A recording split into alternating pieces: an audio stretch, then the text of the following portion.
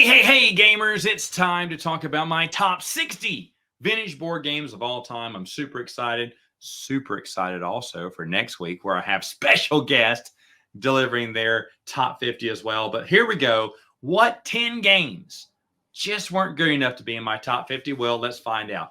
Number 60 is How to Succeed in Business Without Really Trying, the board game. This one has moved up 20 spots on my list, basically because of the purge. It is not the highest it's ever been. It was higher. It was like I think a number 22 when it first premiered. If anyone doesn't know, a couple of years back, let me see, how long have I had this game? I've had this game for 5 years now.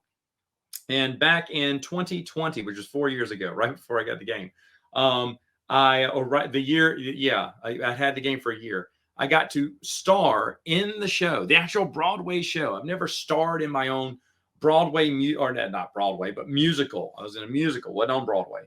But anyway, I got to star in it. I was super excited. We had sold out tickets. I think it was like 260 something seats or 270 seats. We were so excited. And then COVID hit. And the original rule was you couldn't have gatherings over 250. So they said, oh, well, we'll just delay it for a few weeks. And then it never happened.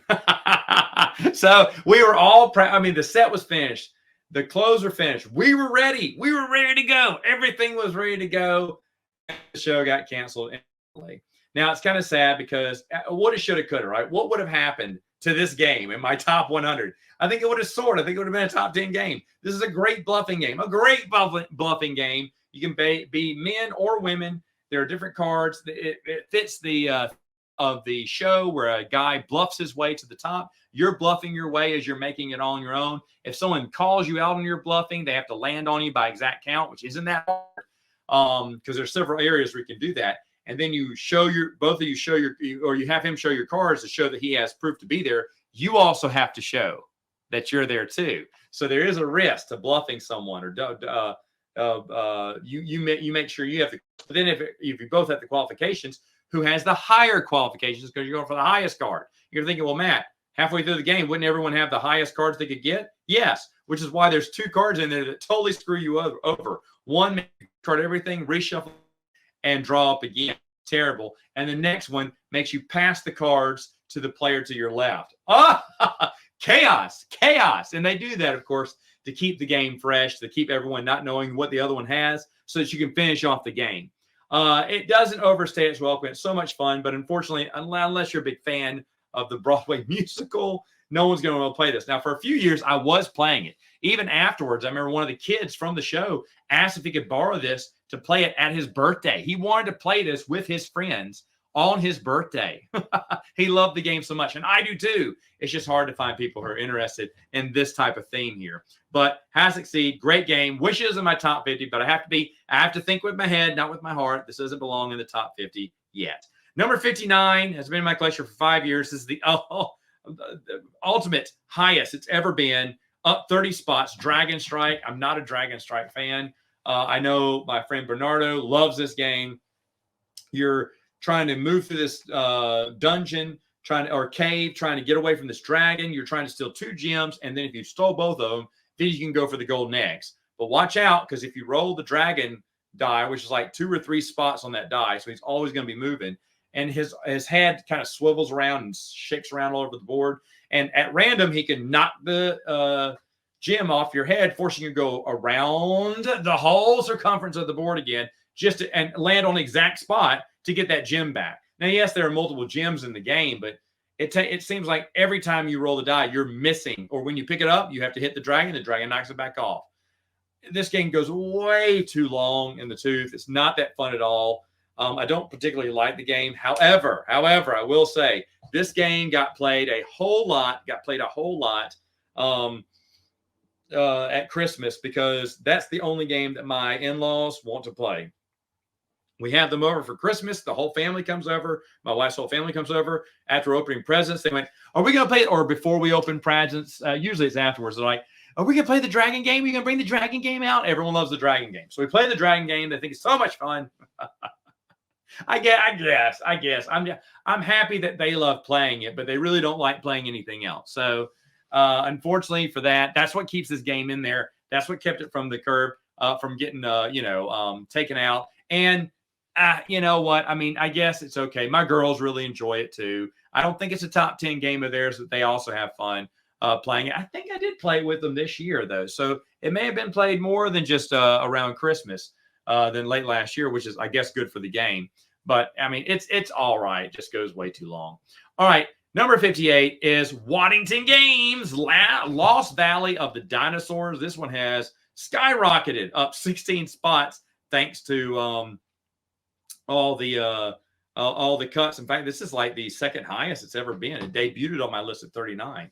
I like this game. The pieces look amazing. It is, in a way, roll and move as you're trying, or playing cards and move or whatever, as you're trying to move around, avoiding all the dangers, having the ultimate card you can play, which is like I think Luke from Down from the Attic called it right. It's their God move, the pterodactyl move, but I love it. I wouldn't take that away. I know from Bernardo that from Tabletop Island that he said the designer actually had extra rules for this and had to take it out. And I believe that because there's several things in the game that, like, there's these ammo boxes and they're painted on either corners. Why are they there? There's nothing in the rule book about them. And so we've made a house rule that that's where you can refill your revolver, because the revolver has bullets that don't hurt they don't kill the dinosaur, but it pushes them back, which in real life, I guess they would turn away from someone firing a gun at them. It wouldn't kill them though. But once you're out of the shots, you're screwed, right? No, you can always land on one of the ammo boxes, refill all your bullets and have them again. And so that's kind of how we play. I'd love to hear what some of the advanced rules are for this game, because I do think that if I had the advanced rules, this would definitely be in my top 50. Right now, it's a very fun game, very straightforward. I enjoy it. I love it. My little boy sat there watching me play with his sisters, just like, oh. So I know it's going to be his favorite game ever. And so I can't wait to play it with him. But Lost Valley of the Dinosaurs is an awesome game. Very beautiful game. Number 58. Number 57, Waddington again. These are the only two Waddington games I kept in my collection, but it's Little Green Men. I love Little Green Men. It is definitely, you're just playing cards or rolling and moving, and when you finally get to the spot, you spin the spinner is the spaceship that can either trap you or free everyone or have you grab some more cards, or get you an alien where you have to rush him back to your car, depending on how many players, depends on how many aliens you got to get back to your Jeep. And it's just fun. The board looks really nice. I love all the creatures there. Not much for, it is in a way spin and move, roll, move, spin, but it's just so much fun. I love how it looks. This is even, actually. This didn't move at all. It's 57 last year. I've had it in my collection for 5 years. The highest it's been is 37. It's first year. But so it's staying strong. It's staying strong in there. Really fun game. I don't know. This may be one of the cheaper Waddington games. I hope it's cheap. Nothing's cheap these days, but I know it's not crazy like the Lost Valley of the Dinosaurs, but Little Green Man is so much fun to play. Number 56, been in my collection for 5 years now. It's down 4 spots. Wait, is that right? Oh, no, I have made a mistake. Have I? No, I have not. No, here it is. 56. I just looked at it wrong. It's been in my collection for, 5 years now, up 17 spots. Dinosaur. Dinosauria, it's, I don't know, some German game. The models for these dinosaurs look awesome. They're dinosaurs with armor on them.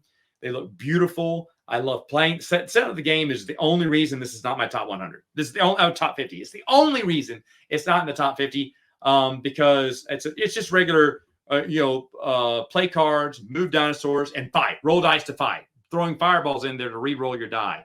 But that's all it is. There's some extinction cards that are fun to play too, but it's just a fighting game. And there's nothing wrong with that. The pieces look incredible, but the setup takes just as long as it does to play the game almost, I feel, especially when you're setting up for 4 players. It's so much fun. It's so much fun to play, but the setup, if the setup was easier, like nowadays, I don't even put in on them. If I have a flagpole, I'll put the flagpole on them. You have to put something on them to distinguish which dinosaurs is who, since it's all the same looking dinosaurs. They're all the same molds. It's just the riders and the flags that you put on them are the color of that player. And so for me, like I said, if it wasn't for the heavies, and you can't leave them on there. So why don't you just leave them on there? You can't. They'll snap off, and then, oh no, tiny. They could get lost. So I have to keep them separated and everything. but in little baggies. But just the time it takes to set up, and then plus I don't think they'd fit all in the box if I put the men on it and everything, and the flags would pop off. Anyway, it'd be a nightmare. But if it wasn't for the setup, this would be a top 50 game because it is a really fun game. Dinosaur or Dinosauria or whatever they pronounce it there. All right, number 55. Screw the haters. I do love me some Dark World. Oh, I haven't played Dark World with my kids. My girls are getting older to play it. We haven't played the only one we didn't play this year was Village of Fear, and it only because there's some advanced rules in there that I think would be kind of over their heads. Right now, the girls are just loving it. I love the look of this game. It's got the little podiums. They have the little clickers on there that show the damage. You can click it up for health and move it down for damage. The pieces look great. I think even the very standard. This is a very standard dungeon crawl. This dungeon crawl that looks amazing on the table. I was so fortunate to get the expansions when I did because now they're stupid expensive. They were. I had to pull out some deep pockets to pay for these 2 expansions way back in the day. How long have I had Dark World? 1, 2, 3. Yeah, 5 years ago. But now, 5 years later, forget about it. I'd give up on this game if I knew about it 5 years ago. If I try to get it now, I mean. But Dark World, like I said, it moves down 4 spots. I don't know why it didn't make it. I mean, in my mind, it's really good. But the girls, they had fun playing it. They didn't really understand how to use some of their items as much. So it's just a little bit more advanced for them. So I tried to dumb it down as I could. But as the years go by, they'll be able to play it. And when my son plays it, because I know this is another game, my son just kept looking at it going, Dad, Day. You know, looking at this, he was just so amazed. I was like, yeah, kid, you and I, son, are going to have a great time running through this one several times. So in the next few years, it'll definitely be in my top 50. Right now, it's going to have to be happy sitting on the outside looking in.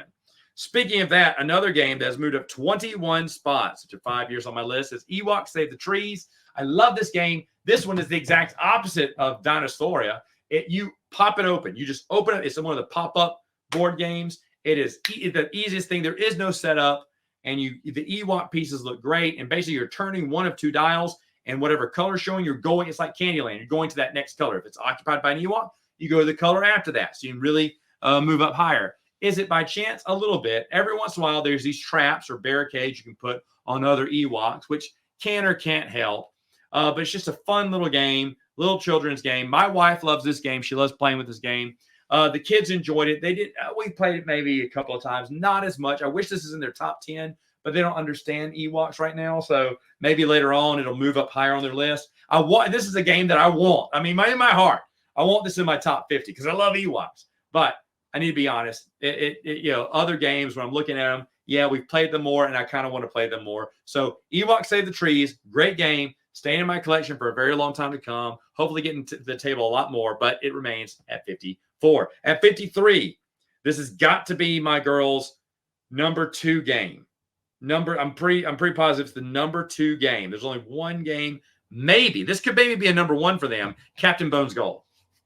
Captain Bones Gold, or there's another game. This may be number 1. I don't know. It's definitely number 2 if it's not number 1. But anyway, the girls always ask for Captain Bones Gold, where you're moving these coins around with little magnets on them. Every once in a while, when you spin the spinner, you get Captain Bones, who's going to come out and randomly, you don't know where, he's going to slap and grab the coin because he has a magnet on his hand and back in the treasure. They were kids, love that. They've seen it play. Now they're playing it. And every time I play with the girls, this game comes out. This game comes out every time, every single time. They love this game. Yeah, it probably is the number 1. I like it. It is kind of frustrating because Captain Bones, even though it's only, you need 3 coins to win the game or 2 coins. I can't remember. It feels like it takes forever. Feels like the game shouldn't take that long. However, the girls love it. So I'm having fun playing with the girls. So that's why it's on this list. This is the highest it's ever been. And I'll be honest, that's mainly because the girls love it so much. All right. So number 52, 52 I've had in my collection for, it says here 5 years. That's really weird. Feels like I know I've had it longer than that, but maybe since I've started doing the vintage collection. I started doing the vintage game 5 years ago, so maybe that's why. So I don't have the rankings before that, but Smurfs Ahoy. Smurfs Ahoy is toppled with Smurfs. It's all. It's a lot. I play it with my girls. They can't figure out how to. So it's a lot of quick games with them disappointed. But I remember playing this game with my original board game group. We'd bring this out as a filler game, and we'd play it, and we tried so hard to get every Smurf on that ship. And it's not impossible. Me and my wife sat down, played the game all night one night, years ago before we had kids, and we finally got every Smurf on that ship. It is super hard to do, super hard. There's an extra copy of this downtown where I live in a like a little antique store, and they're selling it for like $5 or something. And it's still there. Last I checked last year, it was still there. And I thought, oh, should I get another copy of this game? But I just never have. Now I know where it is. It's buried under some clothes or something. Now, I didn't bury it under the clothes, but someone threw clothes on top of it years ago, which is why no one's seen it. I know where it is, and the sticker's still on it. So I thought maybe I should get it, especially because these games go for a lot more. But I don't need 2 copies of the game. I do love the game, though. Check it out. Smurfs Ahoy. Super fun. All right. Finally, Mr. Creepy's Tomb of Doom. This is in my girls' top 5 for sure. Definitely number 3. Definitely number 3. I don't think anything else would beat it. I could be wrong later on, but it's in the top 5. I know for sure. They love Mr. Creepy's Tomb of Doom. This is a game when I got it, I went, I'm throwing this away. I got in a pack of games. Like I bought a big box of vintage board games from someone. And now, out of all those games are gone, except for Mr. Creepy's Tomb of Doom. The one game, when I opened it up, I went, this is one I'm not going to keep. And I've ended up keeping it. Everyone loves it. I got admit. It's up, 9 slots. So this is the highest it has been on the list before. And mainly it's because the girls, it's a very simple game. You're rolling a die and playing one of 4 mini games. One's not really even a game. One's just pick it. And if you win the game, you get the key. One is just pick a key. So it's not really a game. So let's say 3 mini games and then pick a key, I enjoy it. The girls love it. The babies love watching the little Mr. Bones chatter his eyeballs going everywhere. So for that reason, it's a fun one. It couldn't have been in my top 50. Maybe. And I do enjoy it. I do enjoy it. But my top 50 games, man, are like, oh, those are the games that I really enjoy. All these are like, I enjoy them, or it's okay, or, it's okay, but it's not as strategic, or I didn't play as much. I always have a reason for why I didn't get make them in the top 50. The other top 50, man, solid. What are those top 50? Well, folks, you're going to come back next week with me and a special guest. Oh, and we'll find out who those are next week. I will see you then. Until next time, gamers, see you next week.